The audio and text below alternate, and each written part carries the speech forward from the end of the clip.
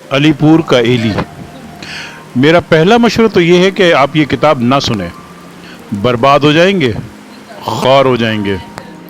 آپ سوچیں گے یہ بات تو بالکل ایسے ہے جیسے سگریٹ کا ایک خوبصورت اشتہار دکھا کر کہا جاتا ہے، خبردار تمباکو نوشی صحت کے لیے مضر ہے، مگر لوگ اس وارننگ کے باوجود سگریٹ نوشی سے باز نہیں آتے۔ بالکل اسی طرح لوگ علی پور کا ایلی پڑھنے سے بھی باز نہیں آتے، اور اب ظاہر ہے سننے سے بھی باز نہیں آئیں گے۔ حال ہی میں مجھے ایک نوجوان کا خط ملا، لکھا تھا، سر میں علی پور کا ایلی پڑھ کر خراب ہو گیا ہوں۔ ایک دن دو نوجوان لڑکیاں میرے پاس آ گئیں، کہنے لگیں ہم نے ممتاز مفتی کو پڑھا ہے، علی پور کا ایلی پڑھ کر زندگی کے متعلق ہماری سوچ تبدیل ہو گئی ہے۔ سر ہم سچ بولنا چاہتے ہیں، ہم نے فیصلہ کیا ہے کہ آئندہ سچ بولیں گے۔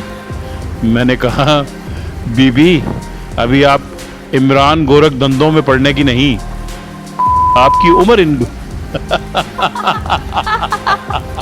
blooper.com عمران خان ابھی آپ کی عمر ان گورکھ دندوں میں پڑھنے کی نہیں، اپنی تعلیم پر توجہ دو اور زندگی گزارنے کے لیے کسی بہتر راہ کا انتخاب کرو۔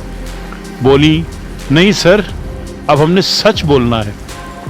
عجیب بات ہے، ممتاز مفتی کو علی پور کا ایلی لکھے ہوئے کم و بیش 40 سال گزر چکے ہیں، ان کے انتقال کو 5 سال ہو گئے ہیں تقریباً، مگر مجھے اب تک ان کی ذات کے بارے میں، ان کی کتابوں کے بارے میں ایسے عجیب و غریب خطوط موصول ہوتے ہیں کہ میں حیران رہ جاتا ہوں کہ ممتاز مفتی کی شخصیت کے اس پہلو کا تو مجھے علم ہی نہیں۔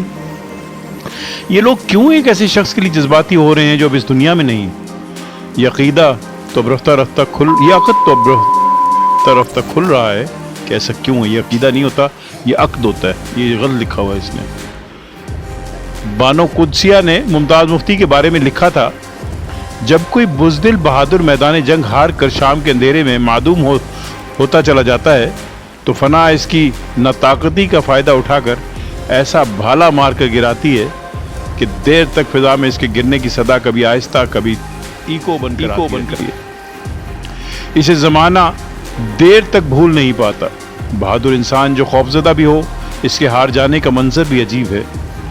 شکستہ رو سپاہی کا رزار سے چلا تو جاتا ہے، شکستہ رو سپاہی کارزار سے چلا تو جاتا ہے، لیکن یہ منظر اس کے چاہنے والوں کو کبھی نہیں بھولتا۔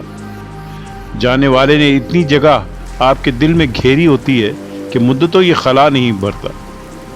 دیر تک اس کے گرنے کی آواز آتی رہتی ہے، کبھی سائیں بن کر، کبھی ایکو کی طرف پھیلی ہوئی، اس کے ذکر سے لوگ خالی نہیں ہوتے۔